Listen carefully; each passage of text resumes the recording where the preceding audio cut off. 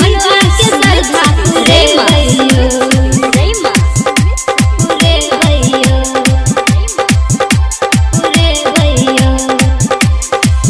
सुनो सुनो यो पिया जी हमर चलू कांधे पे लेके कांवर चलू कांधे पे लेके कांवर चलू कांधे पे लेके कांवर। सुनो सुनो यो पिया जी हमर चलू कांधे पे लेके कांवर। अइबे सावन में देव घर जेबइयो भोले बाबा के जलवा चढ़े भइयो मनवा के श्रद्धा पूरे भइयो भोले बाबा के जलवा चढ़े भइयो मनवा के श्रद्धा पूरे भइयो पूरे भइयो। अखन अहाँ सब सुन रहल छी हाजेडी सँ धड़कन फिल्म्स के शानदार प्रस्तुति।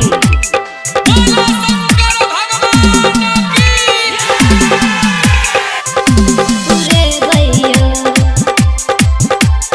मनवा के श्रद्धा पूरे भइयो भोले बाबा के सुनो पियाज जाके जलवा चढ़ैबइयो दया जे हेतै भोले दानी सब सुख सुन पैबइयो सब सुख सुन पैबइयो।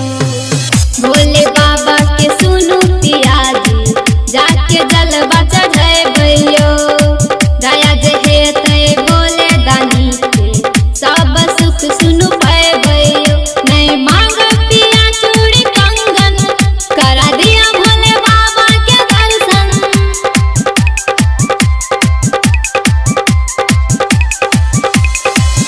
नहीं मांग पिया चूड़ी कंगन करा दिया भोले बाबा के दर्शन। पिपरा घाट से जल भर ले भइयो भोले बाबा के जलवा चढ़े भइयो मनवा के श्रद्धा पूरे भइयो भोले बाबा के जलवा चढ़े भइयो मनवा के श्रद्धा पूरे भइयो। अखन अहाँ सब सुन रहल छी हाजेडी सँ धड़कन फिल्म्स के शानदार प्रस्तुति।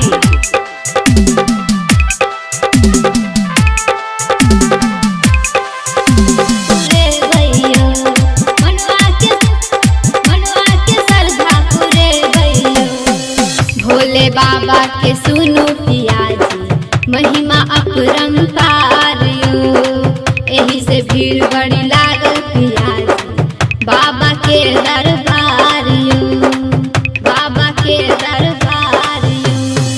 भोले बाबा के सुनो पियाजी महिमा अपरंपार यो एही से भीड़ बड़ी लागल पियाजी बाबा के दरबार यो। सुनु कहैया सुमन भारती रोज उतारब अहाँ के आरती रोज उतारब अहाँ के आरती। सुनु कहैया सुमन भारती रोज उतारब अहाँ के आरती। बाबा सब मिल देव घर जेबइयो भोले बाबा